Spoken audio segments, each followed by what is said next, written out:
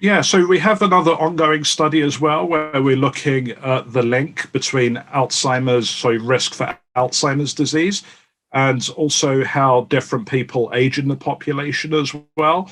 There are some people that live to their hundreds and they're cognitively normal, they have no problems, and other people that start getting Alzheimer's from the age of 70, 80.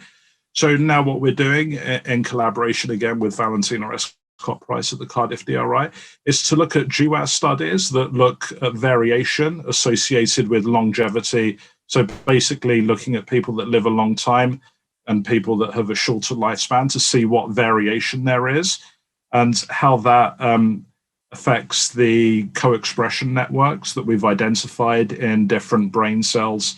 And again, it seems like there's a convergence on microglia, that the networks expressed by microglia are enriched for variants associated with long lifespan. So again, supporting the idea that microglia can have protective effects and they can kind of keep the brain functioning into a long-lived person.